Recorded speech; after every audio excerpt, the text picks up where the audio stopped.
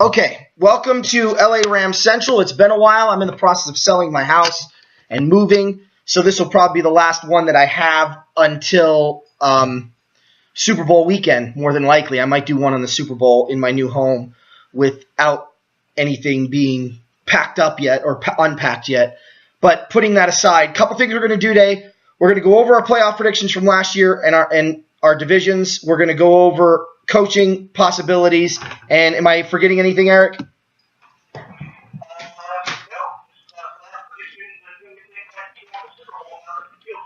Yep. All right, so we'll do coaching last. Let me just do a brief overview. When it comes to order they finish within the divisions, I'm going to remind everybody our playoff predictions were actually not too bad. You had New England, Pittsburgh, Houston, Jacksonville, and Oakland, so you only missed two.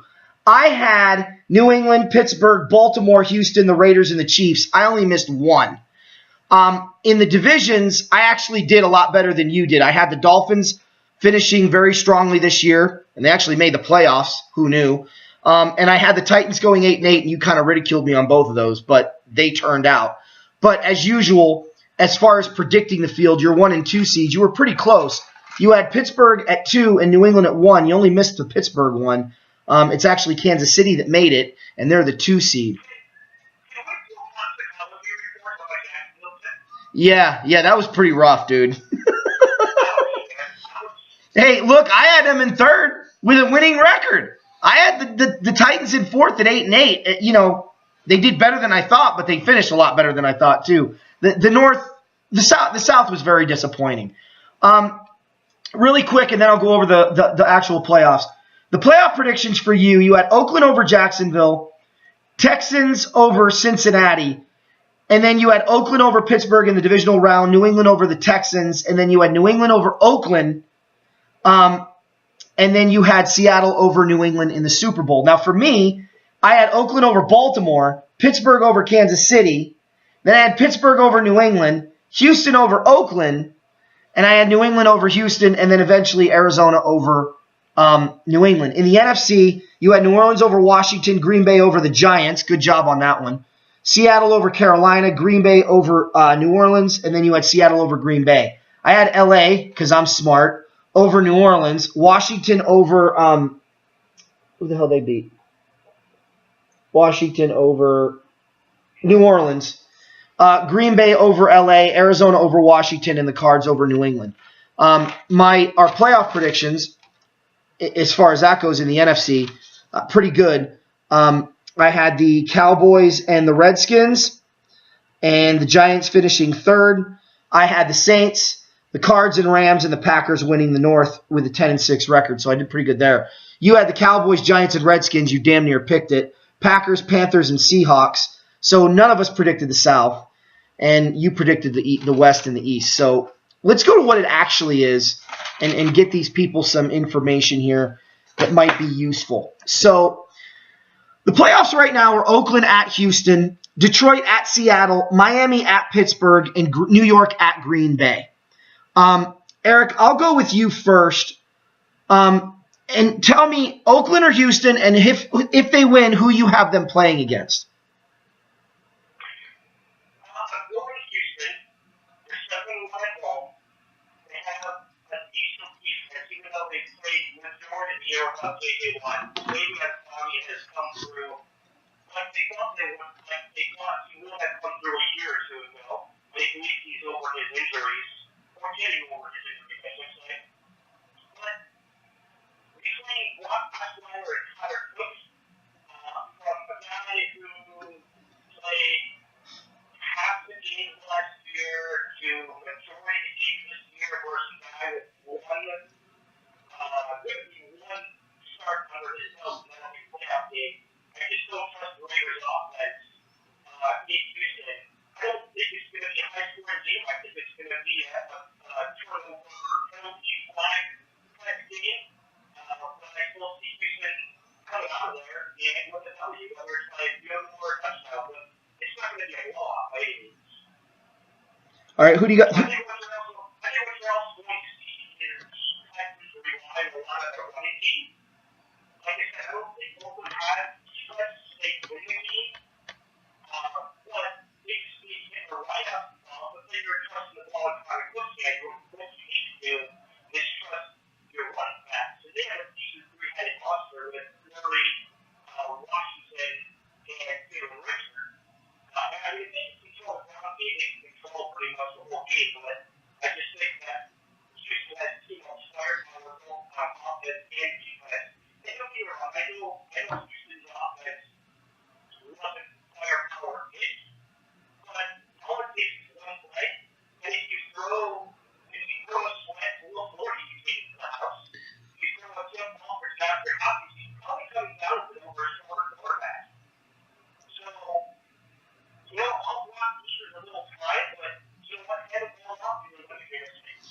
Who does Houston go to? Would that mean they go to New England or Kansas City? I can't remember. Well, that all depends on Miami-Pittsburgh game. Okay. If Miami wins, Miami would go to New England, and then Houston would go to Kansas City. Do I think that Miami is going to beat Pittsburgh? No.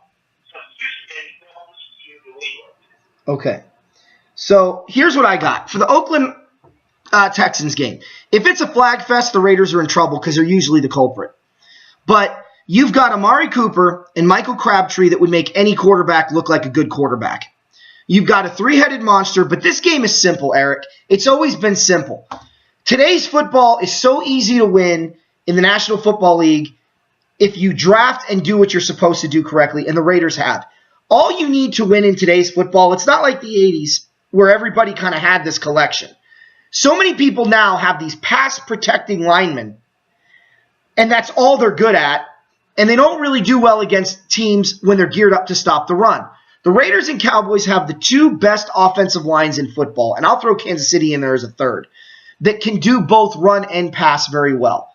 So the Raiders, if you have the best offensive line and you have the best pass rusher on the field, and right now the Raiders in this game do, Khalil Mack is infinitely better than anything Houston has on the table, with J.J. Watt being out. So I'm looking at this going, you can run the ball and put pressure on the quarterback, whether it's Osweiler or Savage, it's not going to matter. I just don't see Oakland losing this game. I got Oakland beating Houston, not because of Connor Cook, but because of everything else they have in their corner. And don't forget, they have a place kicker who's in field goal range the minute you get a touchback and you're at your own 25-yard line in Sebastian Janikowski. So, it doesn't take much to get points. And Houston's laid so many eggs in the playoffs the last few years. It's going to take more than a shaky quarterback to get my confidence to go with them. Now, I will say this. I'm absolutely pissed off that everyone's riding Brock Osweiler like he's the worst quarterback to ever play the game. It's a new system. It's a completely new setup. It's a similar team, but it's not the same team. I figured this year Houston would make the playoffs because he was better than anything they had on the roster. I was right. Did he play as well as I would have liked to see him play? No, but I didn't expect him to be a world beater. I think Brock is the answer in Houston, and I think he's going to be a dangerous quarterback in a few years. It's going to take him a few years, though. But this year isn't the year. I got Oakland beating Houston. Detroit at Seattle. I'll go with this one first. I hate the Seahawks with a burning passion. But I don't know how Detroit did this year. I really don't. They have no wide receivers that are worth spit. They have no running game. They have absolutely a horrendous defense against the pass. They have a suspect special teams. All they have is a quarterback and an okay line. And yet somehow Detroit made the playoffs. So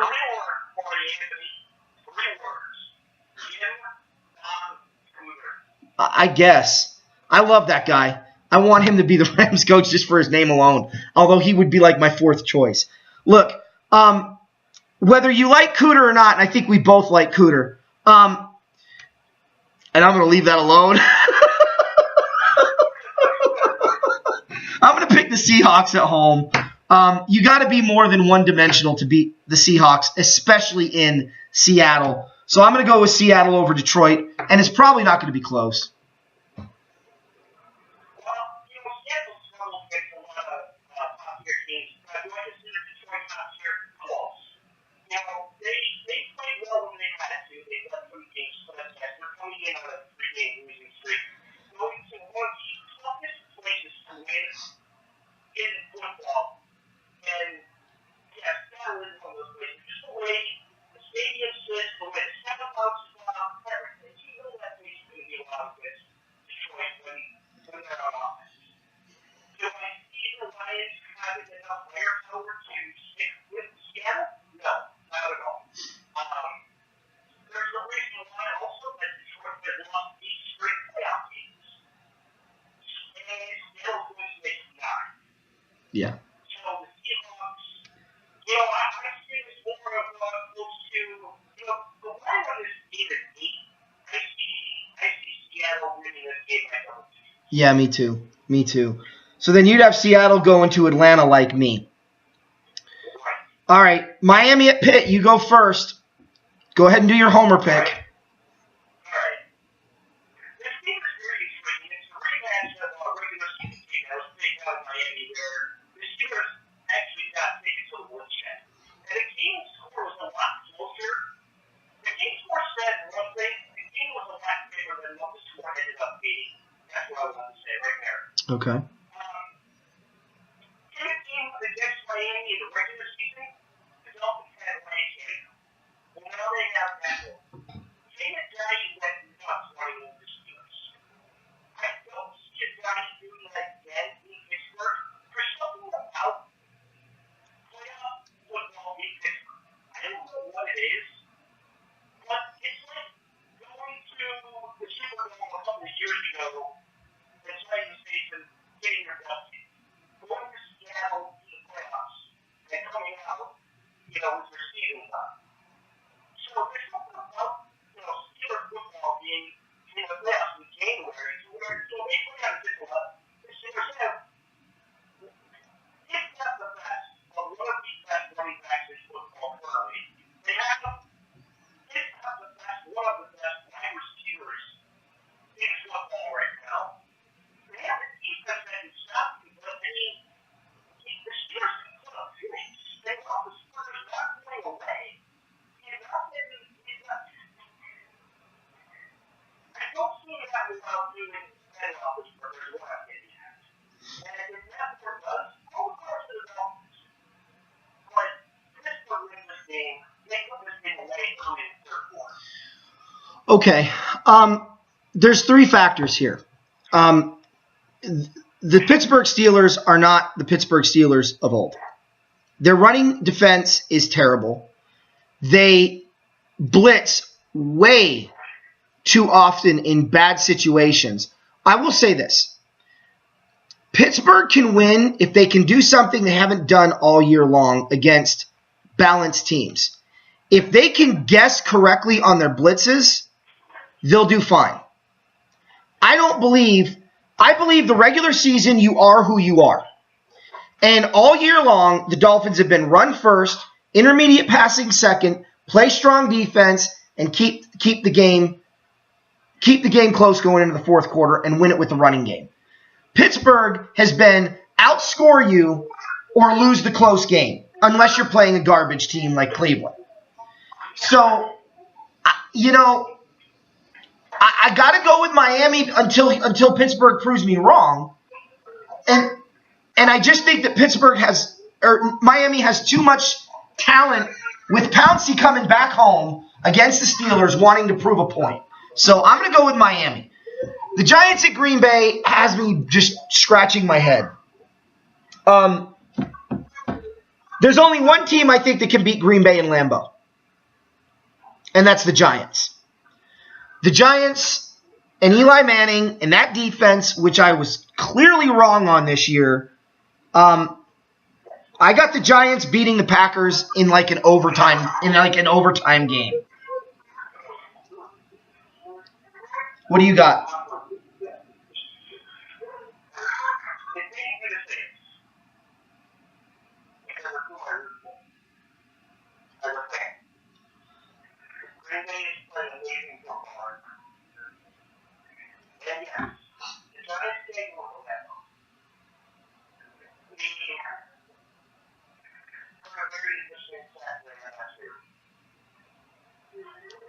Eli Manning is 7-1 in his last 8 playoff games. Jeez. Now, let's talk about Tom Brady in that case. In what playoff games, in his last 6 games, Tom Brady has 1-5. Wow. So, yes, you could throw in the Packers. Here's the thing: you have to find a way to stop runs. And he said we can on the table, but he backed it up. So, I'm going to take the Packers even though I don't want to, but because the way they're playing football. Mm. And this game, here's what this game comes down to. Are you ready? Field goal kicking. or extra points. Well, hold on. You got Mason Crosby versus old NFC North foe, Robbie Gold. You're going to see Robbie Gold listed first field goal with the Giants in this game. I don't think so. Robbie Gold is gold. You guys were stupid to let him go.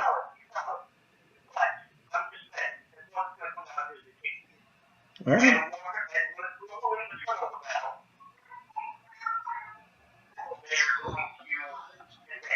Okay.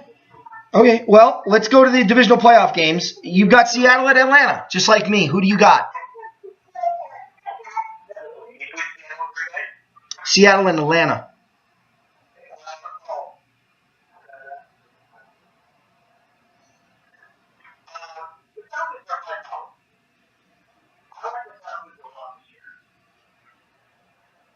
They proved a lot to me during the course of the season, what they couldn't do last year. And there was 2 teams away and hold on to a division. They were able to sustain that this year, play good football. And the Falcons are actually my NFC Steelers. Wow. Okay. All right, so you got Atlanta. I got Atlanta too. I just think Seattle, they haven't looked good on the road this year against South teams anyway. They lost to the Saints. They lost to Tampa Bay. And Atlanta damn near beat them at home. And that was a game that really kind of the Falcons can look at and go, that might have cost us home field. So I think Atlanta is going to be out for revenge. I just think that offense is too much. And their defense is so much better with Golston playing the way he is. I agree. I got Atlanta. I got Miami at New England. You have a different matchup, but I think we have the same outcome. This is where Matt Moore isn't going to help. This is where the running game isn't going to help because Tom Brady and the Patriots have proven they can throw the ball on this defense. So I'm going to go with New England in a rout like 24-10, 31-17 over Miami. You got Houston at New England.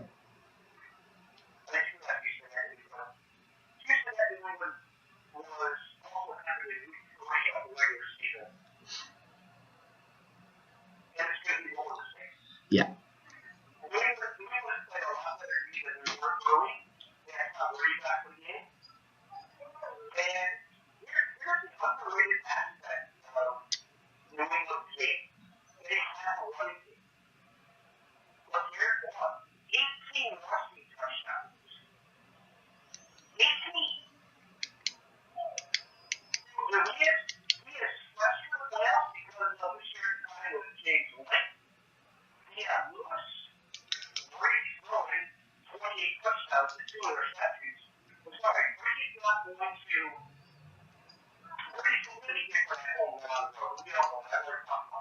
Mm-hmm.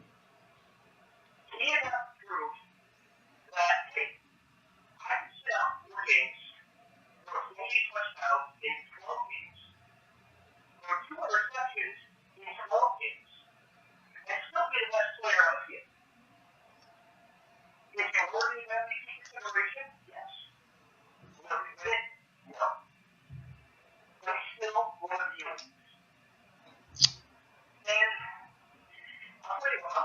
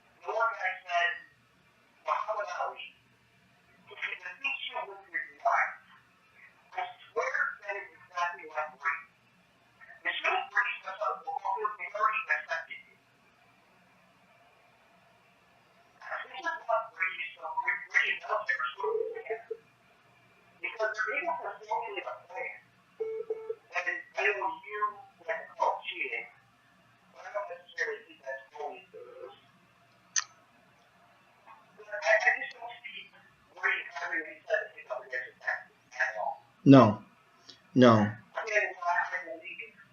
Again, the Patriots have easily road to the Super Bowl. And while their toughest game, they're going to be one of the best games the week prior in all of the playoffs.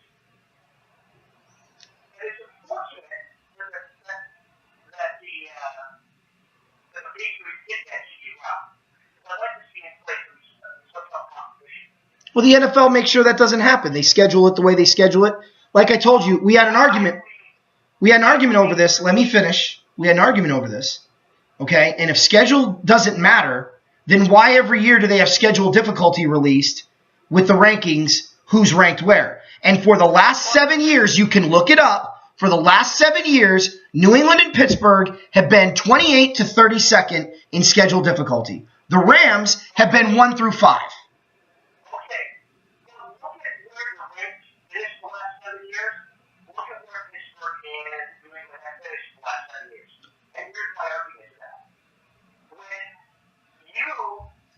Are the best in your division, and you're winning 12, 13 games a year, okay?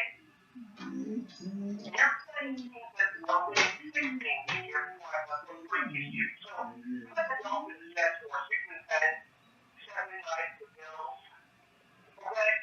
They're not winning those double-digit games to keep that average part of the schedule up. Because New England is getting up on that twice a year.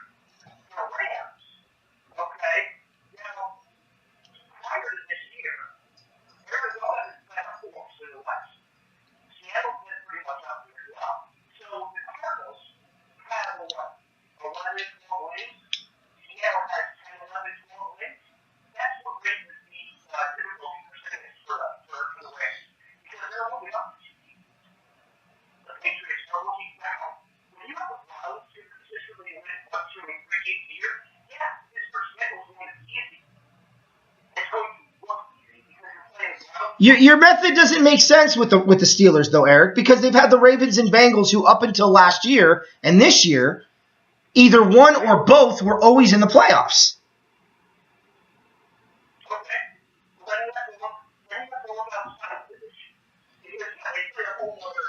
Here's my point. Let me just...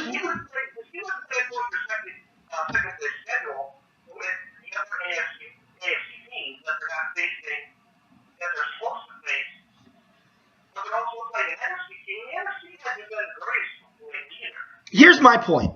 You get Dallas at home this year when you're Pittsburgh. Now, you lost that game, but you got Dallas at home. Okay? You get the Rams in the beginning of the year when you're totally healthy, right? But you get, fortunately for Pittsburgh, you get like the Bengals at the end of the year, and coincidentally, injuries hit them hard, and they didn't have their quarterback last year. Their difficult opponents are towards the end of the schedule, when injuries could or make or break that team. And you get the easy teams in the beginning of the year. Conversely, the Rams always get the hard teams in the beginning of the year. The Patriots, they got in the middle of the year this year, but it was in New England. And that was after going to London. When's the last time Pittsburgh's been to London? You know, the Rams trip to London, they racked in more miles in that one trip than Pittsburgh racked in all year this year. That's scheduling, Eric. That's a scheduling decision. That is a scheduling decision.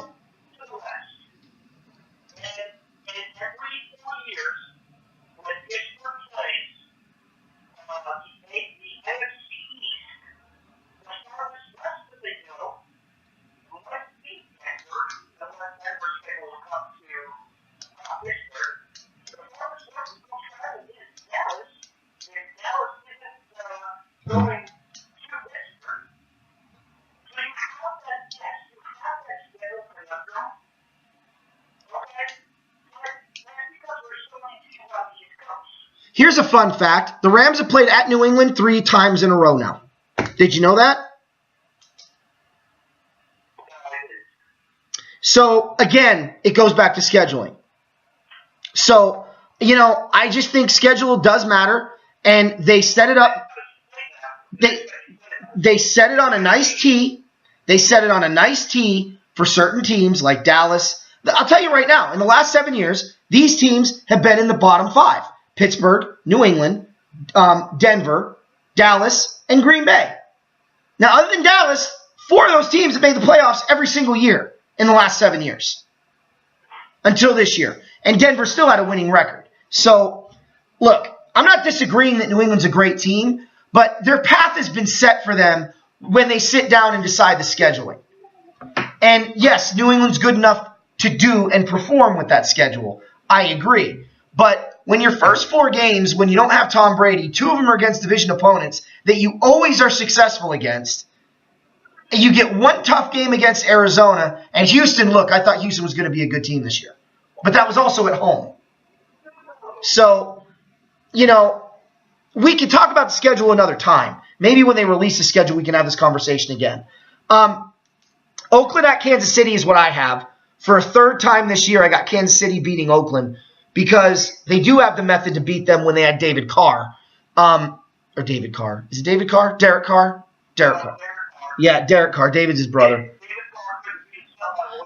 That's very true. That's very true. But I got Kansas City beating Oakland just because whether it's Derek Carr, if they can beat him twice with Derek Carr, they're going to beat whoever. Whether it's McGloin, Cook, whoever it is, they're going to win. So I got KC beating Oakland. You got Pittsburgh at Kansas City. Who do you got winning? Yeah, I got Pittsburgh at Kansas City, and as I mentioned, there's something about, Pittsburgh in the playoffs, and Pittsburgh, that's the big thing in Kansas City, and one of the longest opportunities in the National Football League. With Justin Houston getting extra weeks left from all his injuries, I like Kansas City in a rematch of overall that happened in Pittsburgh earlier in the season. Wow. Okay, so I like Kansas City. The defense for finding it to neutralize fans now, and I think the Saints having nothing since the human switched it. yeah.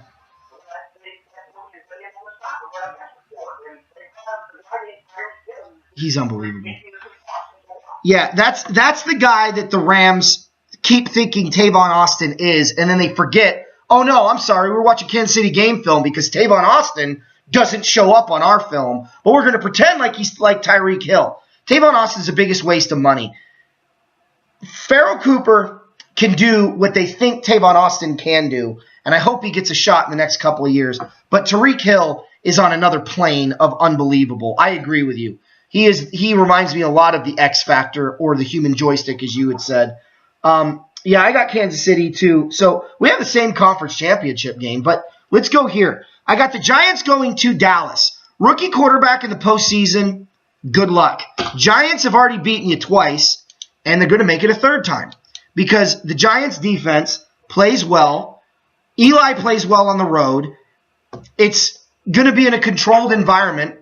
And I just think that the New York Giants have a lot of the answers. I got the Giants beating Dallas and going to the NFC Championship game, which in this case would be at Atlanta. And I say that for 3 reasons. Janoris Jenkins, the front 4, and Eli Manning, and I think those wide receivers. I think it's just too much of a good thing. And the Cowboys have a rookie quarterback that's not going to know what this experience is like. Only 2 rookies have ever won a championship. And that's Sammy Baugh of the Washington Redskins and Bob Waterfield of the Los Angeles Rams. And I don't see Dak Prescott being a 3rd. So I got the Giants winning. You've got Green Bay at Dallas.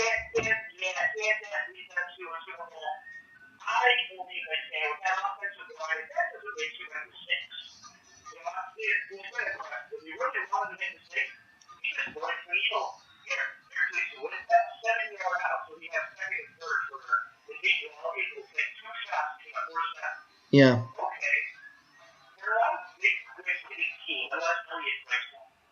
Yeah. You don't put that into defense.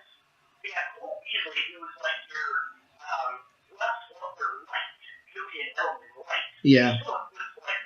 Yeah. The defense showed me is finally to be healthy, and that's one of the key reasons why the Cowboys are now 13-3. Now, on my end, Green Bay. Going to Atlanta. Oh, wait a minute. I got Green Bay going to. No, I'm sorry. You got Green Bay at Dallas. Well, who's the 3 people? Doesn't matter. Sure it does. Oh, Seattle's a 3 seed. Seattle's a 3 seed. Seattle's the 3 seed. So I got this right. It's Green. Okay. So Green Bay goes to Dallas. I didn't like what I saw at Dallas when I went to Green Bay earlier in the season. You're going to see a lot more of it. That is the way to utilize lives. Keep it in their own hands. Don't make mistakes. And maybe that's why it's catch a lot of people will catch this year. Yeah. So I got Green Bay going to Dallas and losing. I have the epic showdown of the Cowboys forcing the Falcons. Nice. All right. Well, our AFC Championship game is exactly the same. I got Kansas City at New England. My brain is telling me the Chiefs will win this game. They can run the ball. They can pass the ball. They can play strong defense. Houston's the X factor. I just don't believe the officials are going to give the Chiefs a fair shot. I think every penalty that's going to be crucial in this game, 3rd and 5 incompletion by Tom Brady, ends up being a first down because of a defensive holding penalty on the other side of the field. You know, they sneeze near Tom Brady, and it's a 15-yard personal foul penalty. Meanwhile, they're going to be able to just wreck and rape Alex Smith all day long and get away with it. Unfortunately, that's the reason New England wins a close game, although I really believe Kansas City can beat them. I got New England going to the Super Bowl. Who do you have? Last year, that playoff game, that was a farce as far as what they did to the Chiefs in that game. Do you remember it? Yeah. 2 pass interference penalties that weren't, and 3 blatant ones that weren't called for Kansas City. So I just think it's going to be more of the same.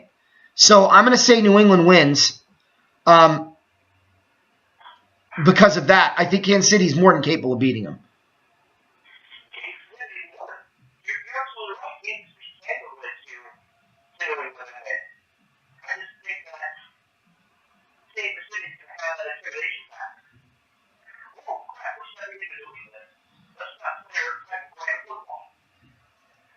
You see that a lot of teams play in certain places.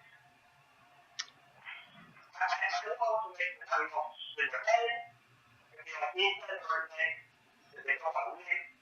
I don't know. However, what I can tell you is that it's going to be a great for me. Mm-hmm. And I keep saying, oh, well, the NFL Brady, the NFL Brady, the NFL Brady.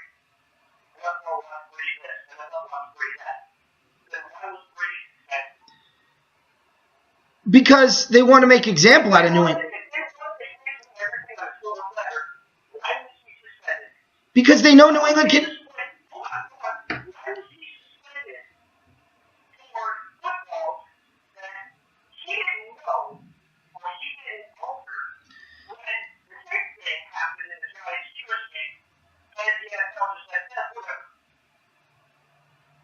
Okay, if you believe that a quarterback who handles the footballs every 5 minutes before the game didn't notice a difference in the balls, then either Tom Brady is dumber than people think. I'm sorry, I don't buy it. I believe Deflategate was a thing. I believe it was legit. And nobody denies that the balls weren't deflated. And if you're going to tell me that the starting quarterback of that team, a perennial Pro Bowler and a future Hall of Famer, couldn't tell the difference and didn't know, then yeah, that's why he was suspended. Secondly, look, it's all about ratings for the NFL. You tell me what's going to bring better ratings to the NFL. New England, Atlanta, or New England and Dallas, or Kansas City in one of those 2 teams. Thank you. So, once again, it comes a playoff time, and the officials...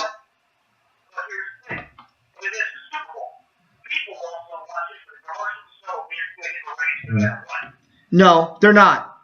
They're not.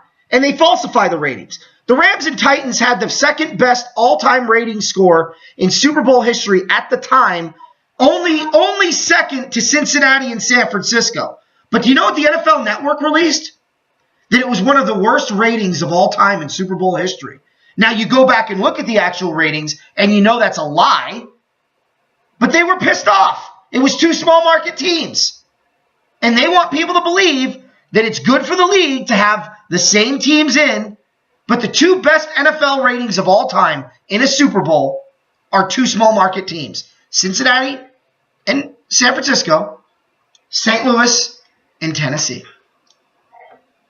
So it's all about ratings. And if, look, the problem for me is it's so easy to fix playoff games or football games in general because you don't have to make every call go against one team.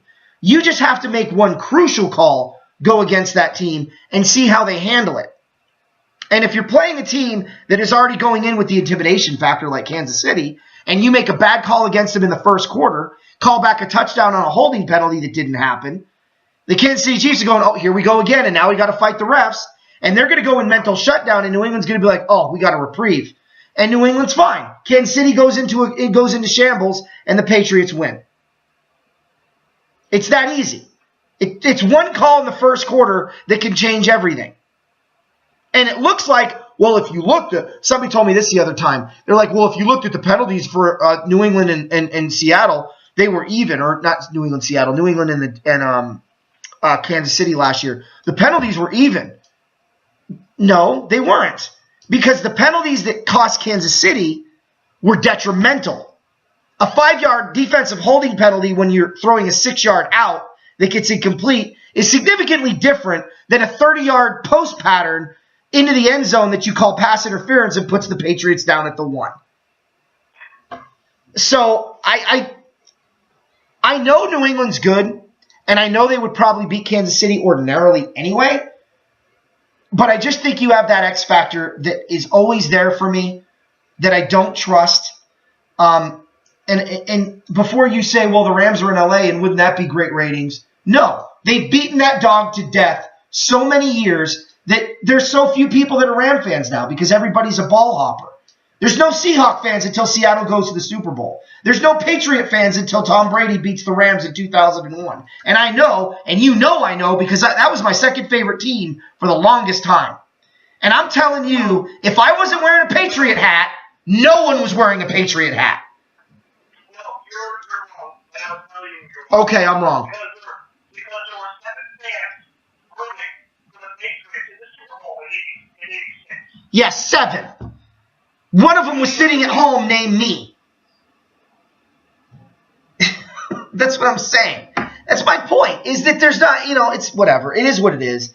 But you got New England against Atlanta in the Super Bowl. Oh, sorry, NFC prediction. I got Atlanta. Sorry, I was looking at mine, New England and Atlanta. I got Atlanta beating the Giants at home. I think they've got everything working for them right now, and they're home. I know the Giants beat Atlanta last time they played the postseason, but that was in New York in a wild card game.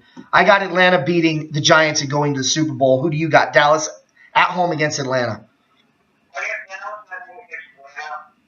And the one matchup that I'm really excited to watch in that game is, and they don't even go head-to-head. That's the problem. Is Elliott versus Freeman. I think that Atlanta outscored Dallas. Atlanta had a couple of good strikes to Dallas out early. Make that throw the ball a bit more than he touches you. Makes a mistake. And Atlanta goes to the Super Bowl. Okay. So our championship games and Super Bowls are the exact same. New England against Atlanta in the Super Bowl. They're not the Giants. So I got New England winning.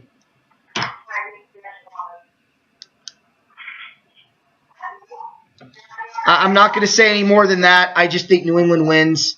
They can run the ball. They can throw the ball. They can play good enough defense. Atlanta's explosive, but it's a big moment, and I hope I'm wrong, but I got the Patriots beating Atlanta. Who do you got?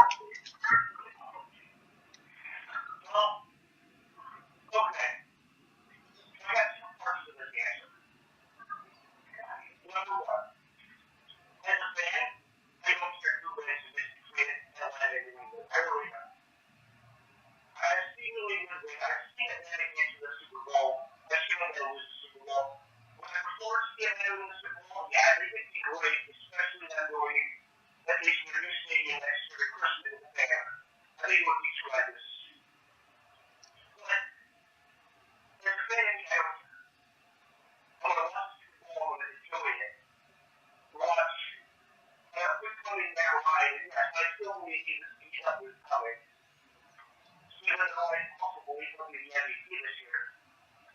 But then Atlantic team suffered great adversity last year, getting off to a great start and then bottoming out, not even making the playoffs. And they're not for the point. You're not going to always have to be a point. We're the best, you got to be the best. Well, you know, if I were this the first time you're going to suffer a Super Bowl defeat that came with a different team outside the Giants. Wow, you got Atlanta, huh? That's what the fantasy calls for. Again, out there, New England wins this ring. You know, let's bring it up. But that excited me.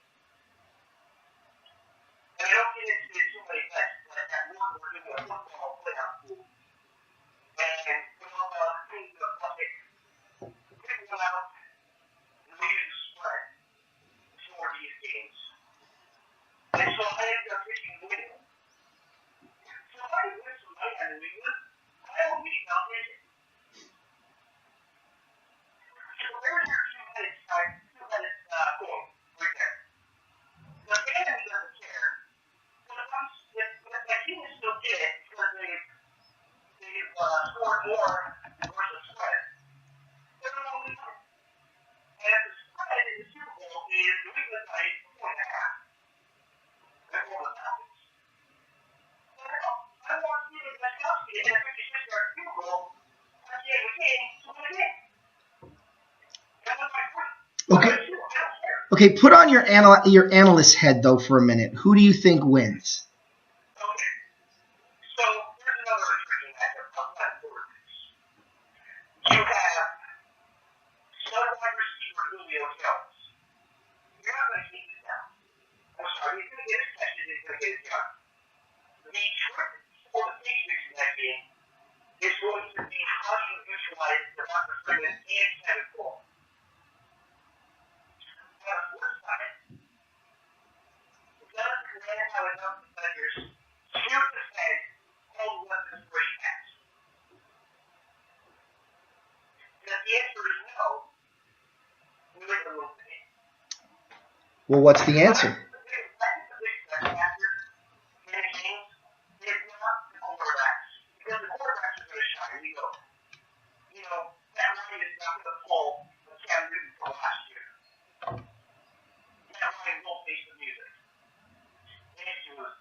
Yeah. It's not one moving through one versus Coleman and Freeman.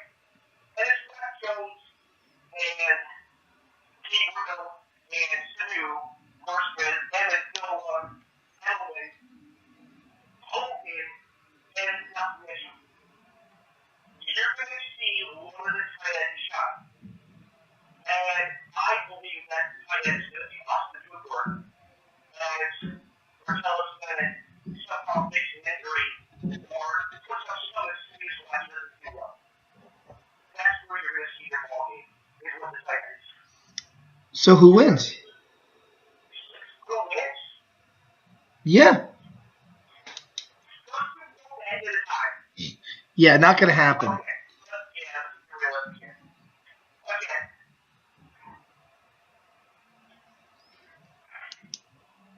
Who has been there, who has done that? High-scoring game. And UBS New England.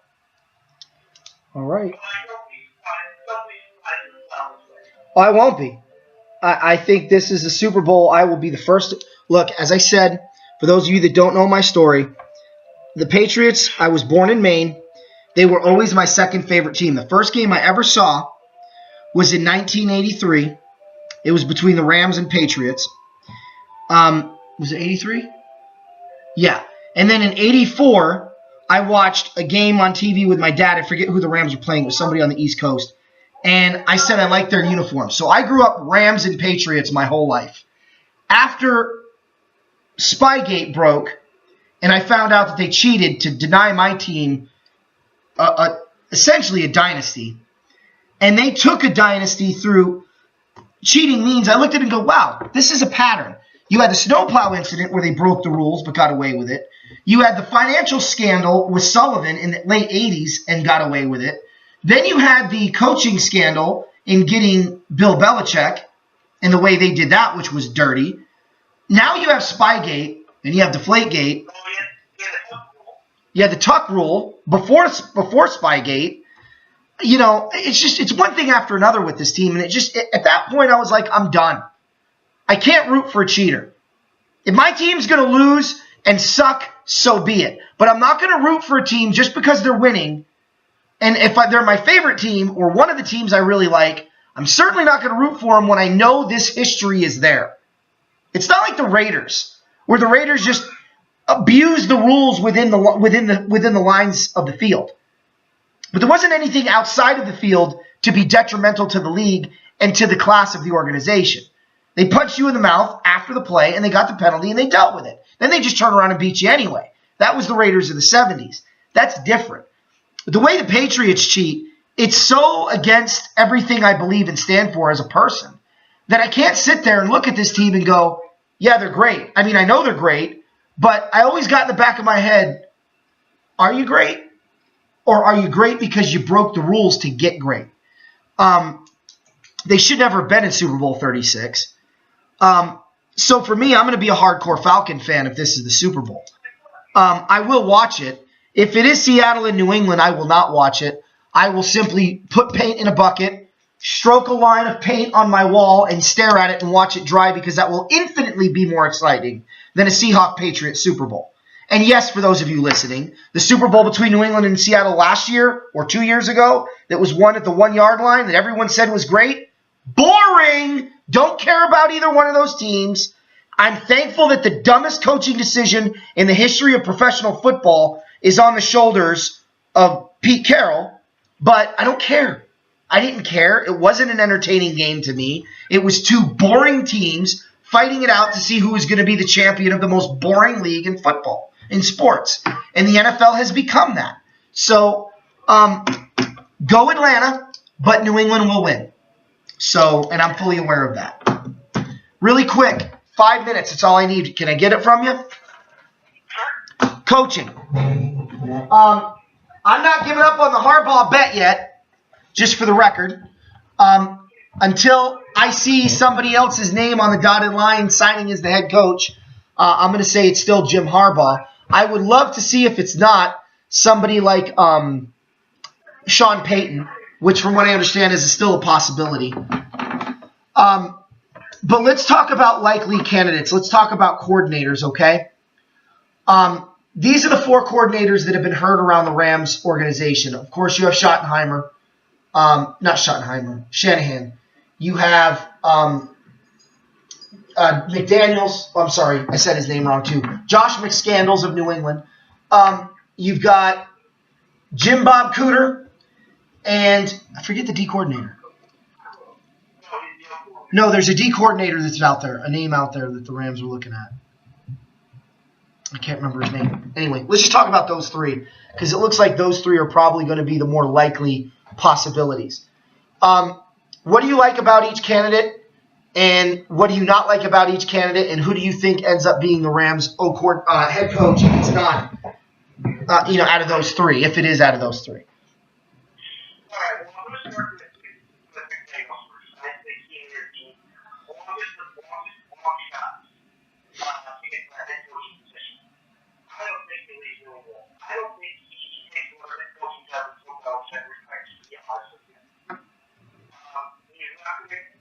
Obviously, he's not going to take a job in the AFC East, but he knows better. But, I think people are still weary of what he did in Denver, and they don't want to go down that road yet. Even though he's been back to New England, the offense is thriving, yada, yada, yada, that was wrong before. I think his calling is an old coordinator, just like me, but else calling is a team coordinator, nothing more. So we'll take him off first. All right, I agree. Let me start here. I agree. Josh McScandals is off the list. When he was with the Rams, we had an okay offense. It wasn't great. Certainly wasn't anything New England had. And we had a better O-line then than we did now. He went to Denver, and they didn't thrive. The only time this guy has had any success as a coach or a winning record has been when Tom Brady's been his quarterback. I don't even think he's a good coordinator. Until he can do it with a different quarterback, I'm going to sit here and go, he's average. So I agree. When Belichick and Brady retire, he'll be the new head coach, and everybody will realize, and here's the other thing I love about Bill Belichick. His coaching tree is pathetically horrendous.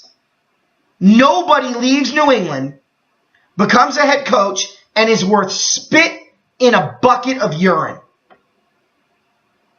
Cromell, the fat Weiss guy that went to New England, or went to Notre Dame. The Manchurian candidate, whatever the hell his name was. Mancini or whatever. He has had such a terrible line of coaches leave him and not be successful. He's a joke. He's a farce. So it'll just be another example of the Belichick tree, which is a dead tree, not having any success. So let's go on to the next one. Who's number 2 you want to talk about?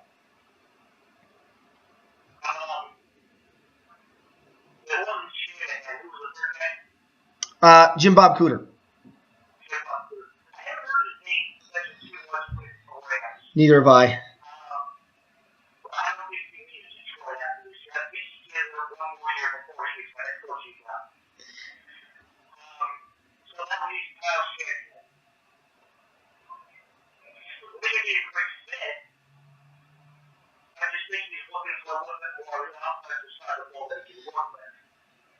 Well, remember, Eric, yeah, it's called free agency.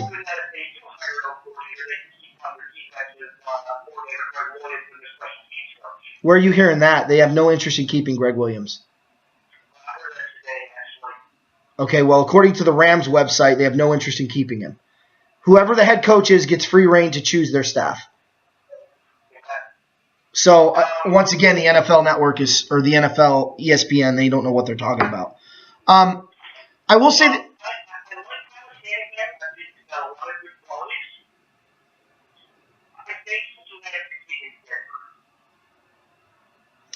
See, I think the amount of money that the Rams have on free agency this year, I think you can address a lot of the needs that you might have. I think the opportunity to be in LA is a very I'll put it this way. If people are afraid to coach the Rams and they're in LA, then my suspicion of the league making sure the Rams don't do well will continue to grow. Because what do these coaches know that we don't? Because on the surface, you can go to Denver, right, have a defense that is aging and is just as good as the Rams defense when the time of possession is equal. You have the LA market. You have your plethora of picks. You have an owner with an infinite amount of money. You've got a new stadium, yet you're going to go to Denver with Trevor Siemian?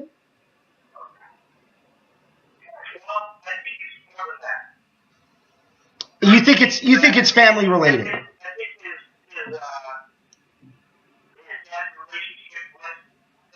Especially John Elway. Yep.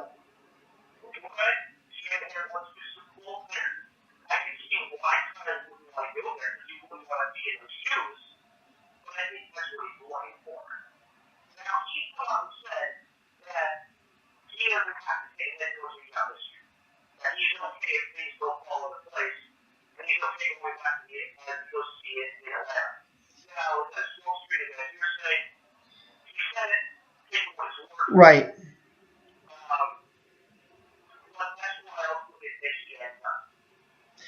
I think of the three that I gave you, the most likely scenario is Shanahan. Do I think Shanahan's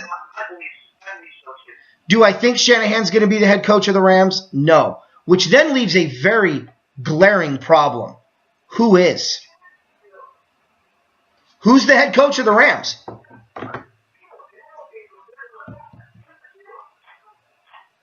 Your silence is telling.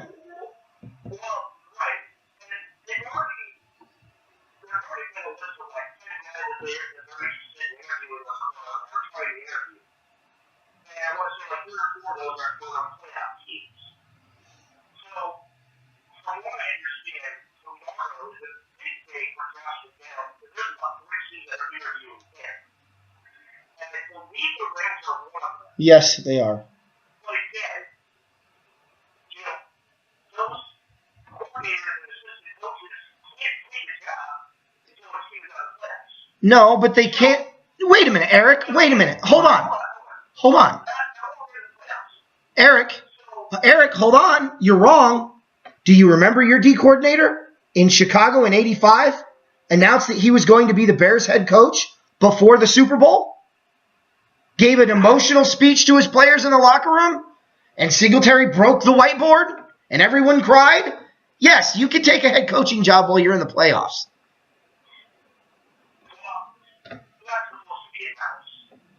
But it's been done. Yeah. I agree. So here's the thing. Let's say Josh McDaniels in the Rams interview has a lot higher. Do they really want to wait till after February 6th?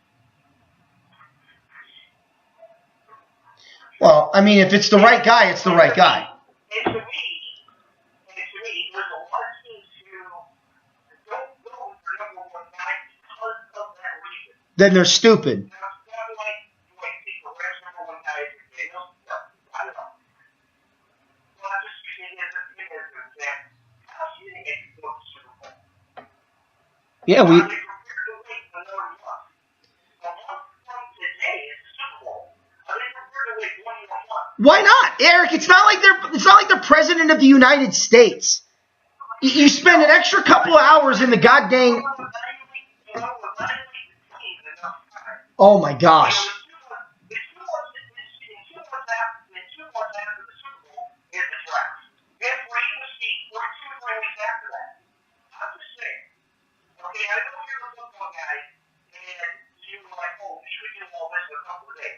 No, but you can do it in a couple of months, no problem.